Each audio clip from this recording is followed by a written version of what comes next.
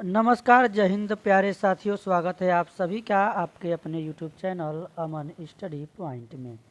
साथियों, हाजिर हैं एक और सीटेड वीडियो के साथ। और इस वीडियो में आज हम लोग बाल विकास के प्रश्नों को देखेंगे। और ये प्रश्न जो है आपका 9 दिसंबर 2018 के पीआरटी लेवल यानी प्राथमिक स्तर पर पूछे गए हैं। तो इसको आप लोग प्रैक्टिस सेट के रूप में लगा सकते हैं। जितना ज़्यादा आप लोग प्रीवियस ईयर क्वेश्चन लगाएंगे प्रैक्टिस सेट के रूप में, आपकी तैयारी उतनी ही बेहतर होगी। तो चलिए शुरू करते हैं वीडियो को बिना किसी देरी के। तो साथियों, आ चुके हैं हम लोग अब अपने प्रश्न पर, और प्रश्न आप सभी के स्क्रीन पर है। प्रश्न आपका पहला ये है, आनुवंशिकता और पर्यावरण की भूमिका के बारे में निम्नलिखित में से कौन सा कथन सत्य है। ऑप्शन है आप सभी की स्क्रीन पर देख सकते हैं। इसमें जो आपका सही जवाब होगा ऑप्शन नंबर फर्स्ट, विकास के कुछ पहलू आनुवंशिकता और कुछ अन्य पर्यावरण से अधिक प्रभावित होते हैं। तो फर्स्ट के साथ आंसर लगाएंगे। चलेंगे अगले प्रश्न की ओर।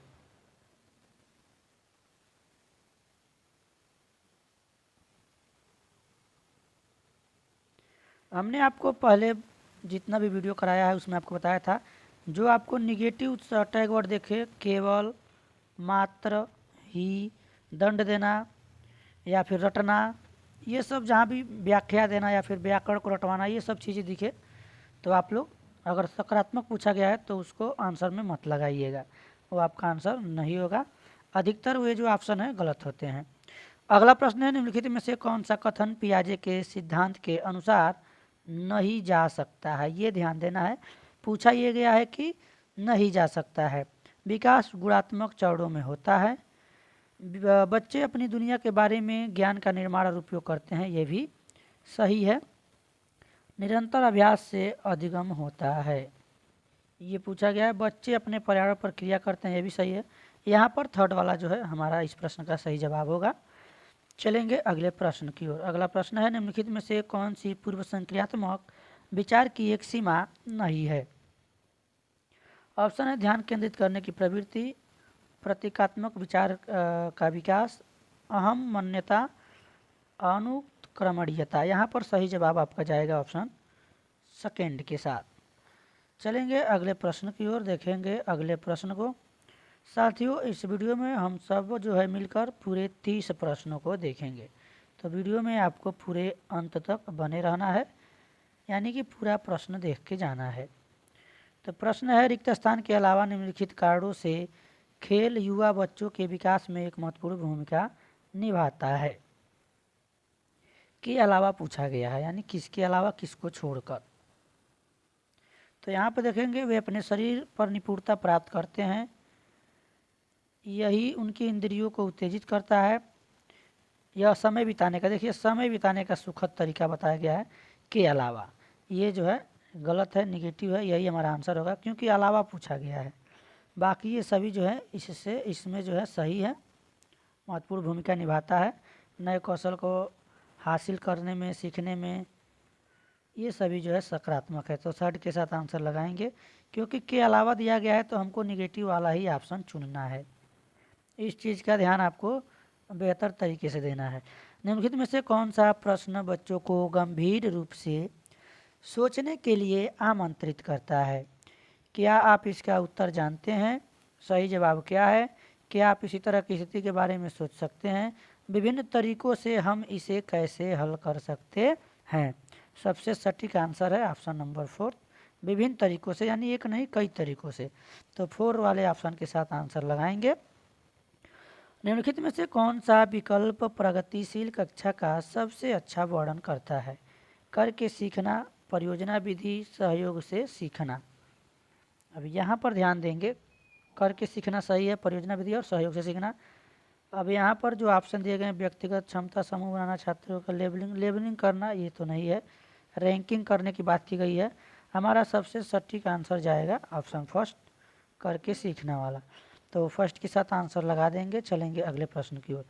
प्रगतिशील कक्षा के बारे में, प्रगतिशील कक्षा नहीं है, शिक्षा के बारे में निम्नलिखित में से कौन सा कथन बताता है शिक्षा स्वयं ही जीवन है।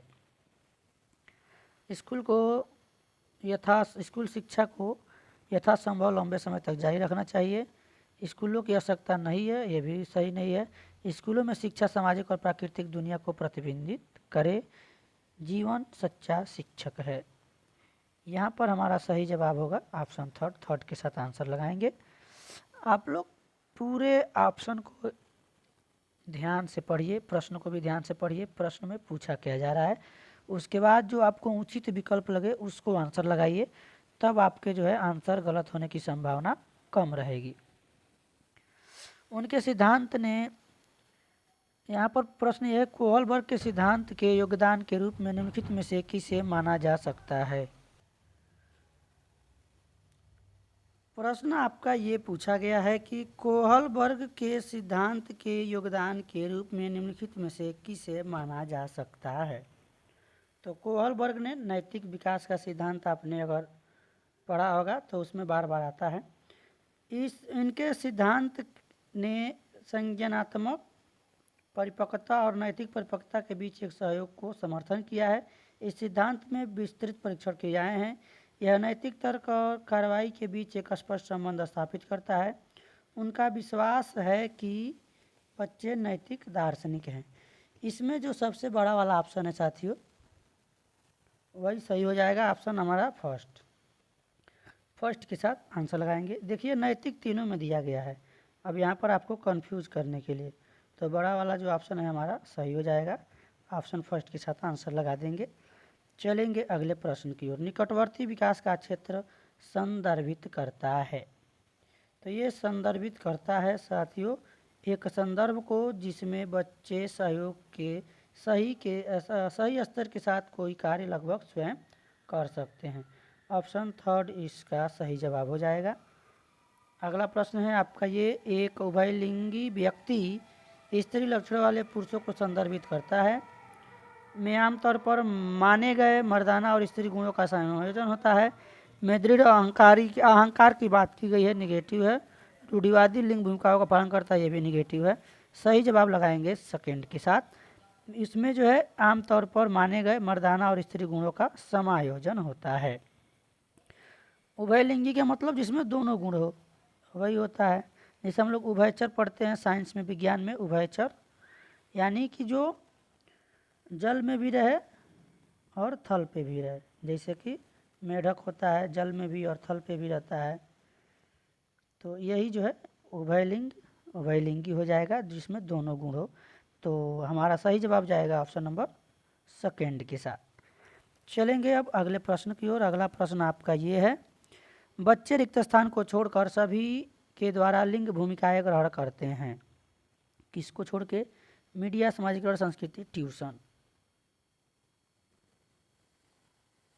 तो यहाँ पर ट्यूशन को छोड़ के मीडिया से भी ग्रहण करते हैं, सामाजिकरण से भी और संस्कृति से भी। तो हमारा सही जवाब फोर्थ के साथ जाएगा।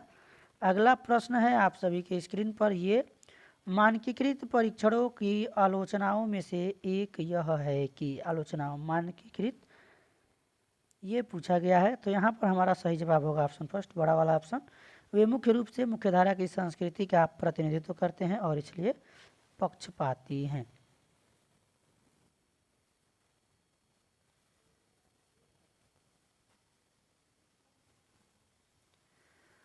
अगला प्रश्न है साथियों, एकाधिक बुद्धिमानी का सिद्धांत कहता है, एकाधिक मतलब एक से अधिक, बुद्धि तेजी से बढ़ाई जा सकती है। बुद्धि कई प्रकार, देखिए एकाधिक यानी एक से अधिक यानी कई प्रकार की, तो सही जवाब इसी से आपका मिल जाएगा। बुद्धि क्या होती है? कई प्रकार की होती है। सेकंड के साथ आंसर लगाएंगे। चलेंगे अगले प्रश्न की ओर। अगला प्रश्न है साथियों, शिक्षक सीखने के लिए मूल्यांकन और मूल्यांकन के लिए सीखने के लिए मूल्यांकन और सीखने के लिए मूल्यांकन दोनों का उपयोग कर सकते हैं। किसके लिए कर सकते हैं? पहला ऑप्शन ये दिया गया है आपका,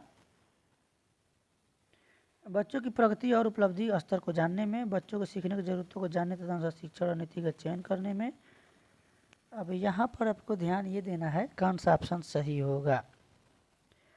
अब आवधिक अंतरालों पर बच्चे के प्रदर्शन को आकलन करने और उसके प्रदर्शन को प्रमाणित, देखिए प्रमाणित करने की बात की गई है।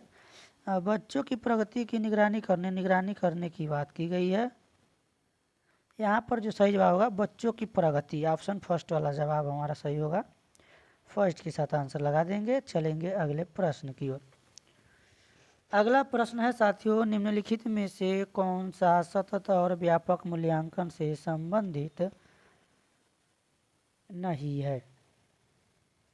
अब नहीं है पूछा गया है, इसको ध्यान में रखते हुए हमें आंसर लगाना है। जल्दीबाजी में हम लोग गड़बड़ कर देते हैं, यानी गलत आंसर लगा के चले आते हैं। तो यहाँ पर ऑप्शन है, इसे भारत के शिक्षा के अधिकार अधिनियम द्वारा अनिवार्य किया गया है। यह शिक्षा और अधिगम प्रक्रिया का एक अभिन्न अंग है।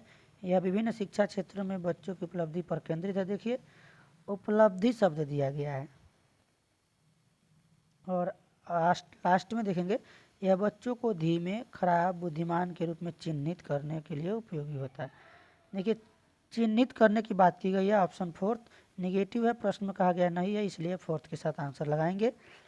चलेंगे अगले प्रश्न की ओर। तो अगला प्रश्न है साथियों ये कि बच्चों में प्रतिभाशालिता रिक्त स्थान के कारण हो सकती है। तो बच्चों में प्रतिभाशालिता किसके कारण हो सकती है? आनुवंशिकता और वातावरण के बीच अंतः क्रिया से। ऑप्शन फर्स्ट सही जवाब होगा। चलेंगे अगले प्रश्न की ओर। अगला प्रश्न है कि सामाजिक आर्थिक रूप से वंचित पृष्ठभूमि से आने वाले बच्चों को कक्षा के माहौल की आवश्यकता होती है जो उन्हें अच्छा व्यवहार सिखाता है। अब इसमें बताना है कौन सा सही जवाब होगा। तो साथियों इसमें देखेंगे उनके सांस्कृतिक और भाषाई ज्ञान को महत्व देता है तथा उनका उपयोग करता है। ये सेकेंड वाला ऑप्शन आपका सही जवाब हो जाएगा। अगला प्रश्न देखेंगे, कक्षा में सृजनात्मक और प्रतिभाशाली बच्चों के लिए आवश्यक हस्तक्षेप निर्भर करता है। किस पर निर्भर करता है? शिक्षक द्वारा अनुकूलित प्रेरक निर्देशन तरीकों के उपयोग पर, उन्हें अतिरिक्त समय दिए जाने पर, उन्हें प्रतिस्नेही होने के नाते पर, उन्हें अन्य बच्चों को पढ़ाने की जिम्मेदारी देने पर। यहाँ पर सटीक आंसर हमारा ऑप्शन फर्स्ट हो जाएगा। बाकी के जो प्रश्न हैं साथियों उसको थोड़ा सा हम लोग स्पीड में देखेंगे।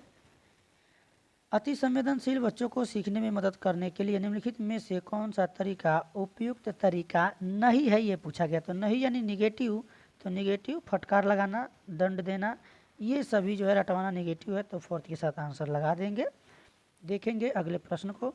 अलग अलग सोच वाले पैटर्न उन बच्चों की पहचान करते हैं जो विकलांग, डिस्लेक्सिक से जो क्या है प्रत्यास्थी हैं। ऑप्शन फोर्थ, यहाँ पर फोर्थ नहीं सृजनात्मक है, थर्ड वाला सही जवाब होगा। अलग अलग सोच वाले पैटर्न यानी ये सृजनात्मक बालक की बात की जा रही है। अब देखेंगे विकलांग, डिस्लेक्सी ये तीनों एक जैसे हैं, ये एक अलग है, तो थर्ड के साथ आंसर लगा देंगे। अब देखेंगे अगले प्रश्न को। अगला प्रश्न आपका ये कह रहा है निम्नलिखित में से कौन सा शिक्षक द्वारा कक्षा में बच्चों के लिए समस्या हल करने के तरीके का वर्णन नहीं कर सकता। नहीं की बात की गई है, इसलिए डायरेक्टली हमको निगेटिव वाला ऑप्शन ढूंढना है। अभिसरण उत्तरों वाले प्रश्न पूछना। ऑप्शन फोर्थ वाला सही है। देखेंगे ये सकारात्मक है, चर्चा करने की बात की गई है, ईमानदार रहना, सोच विचार परिचय प्रयोग करना, सभी सकारात्मक है। फोर्थ के साथ आंसर लगा देंगे। पढ़ेंगे अगले प्रश्न की ओर। निम्नलिखित में से कौन सा एक संवेग है? संवेग पूछा गया है, तो इसमें डर जो है क्या है? एक प्रकार का संवेग है।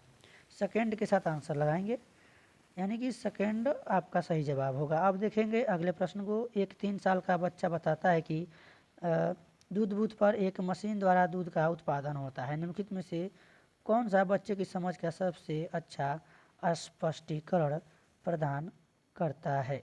तो सही जवाब हो जाएगा कि बच्चे का जवाब दूध बूथ से दूध खरीदने के अपने अनुभव पर क्या है? आधारित है। यहाँ पर सेकेंड वाला सही जवाब हो जाएगा ऑप्शन। अब यहाँ से चलेंगे हम अगले प्रश्न की ओर। और आपका जो अगला प्रश्न है साथियों ये है, निम्नलिखित में से कौन सा शिक्षक की भूमिका का सबसे अच्छा वर्णन करता है? शिक्षक की भूमिका का सबसे अच्छा वर्णन कौन सा करता है? कक्षा में शिक्षक सबसे अनुशासन बनाने की बात की गई है, पालन करते रहना चाहिए, पूरा करने दोहराने की बात की गई है। निगेटिव जितने ऑप्शन है उसको क्रॉस करिए, और जो सकारात्मक है आराम के लिए जगह बनाना जहां बच्चे संवाद और पूछताछ के माध्यम से सीखते हैं, यानी बच्चों को मौका दिया जाए, अवसर दिया जाए। निम्नलिखित में से कौन सी कक्षा समृद्ध शिक्षा को प्रोत्साहित करती है?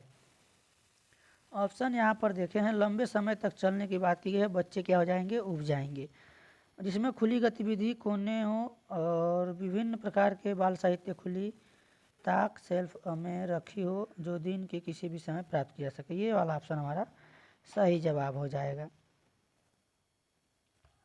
तो सेकंड के साथ आंसर लगा देंगे। चलेंगे अगले प्रश्न की ओर।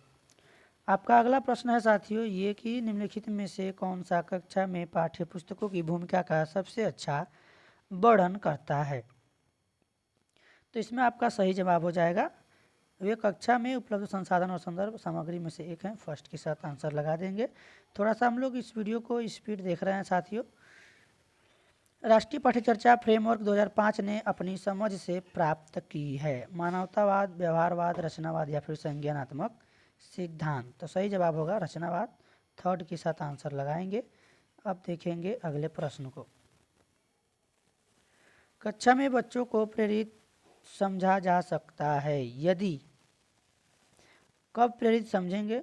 वर्दी पहने स्कूल में आते हैं, नहीं, वे कक्षा में अनुशासन बनाए रखते हैं, नियमित हैं, नए शिक्षक से स्पष्टीकरण प्राप्त करने के लिए। हाँ, जब वो प्रश्न पूछेंगे तो समझा जाएगा बच्चे प्रेरित हैं, सीख रहे हैं। ऑप्शन 4 इस प्रश्न का सही जवाब है। निम्नलिखित में से कौन सा बच्चों में अधिगम में सुधार करने के लिए सबसे अधिक उपयुक्त है।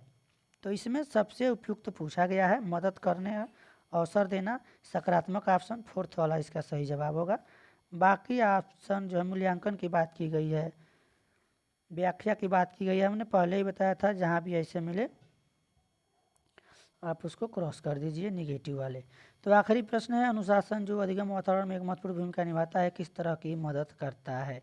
बच्चों को अपनी शिक्षा को नियमित और मॉनिटर करने के लिए, देखिए चुप्पी साधे रहने के लिए नहीं होगा, निर्देश देने के लिए भी नहीं होगा, बच्चों को उनके पाठ रटने की बात की गई है ये भी नहीं होगा। यहाँ पर ऑप्शन फर्स्ट इस प्रश्न का सही जवाब होगा। तो साथियों हमने जो है इस वीडियो को थोड़ा फास्ट देखा क्योंकि हमने सोचा कि थोड़ा सा वीडियो को कम समय में समाप्त कर दिया जाए। तो साथियों मिलेंगे नेक्स्ट वीडियो में। आज का वीडियो कैसा लगा कमेंट बॉक्स में ज़रूर बताएं और वीडियो पसंद आया हो तो वीडियो को एक बार लाइक और शेयर कर दें और चैनल पर पहली बार हैं तो चैनल को सब्सक्राइब कर लीजिएगा और बेल नोटिफिकेशन आइकन को प्रेस कर दीजिएगा ताकि कोई भी नोटिफिकेशन आप सभी तक पहुंच सके। तो मिलेंगे नेक्स्ट वीडियो में, तब तक के लिए धन्यवाद। जय हिंद।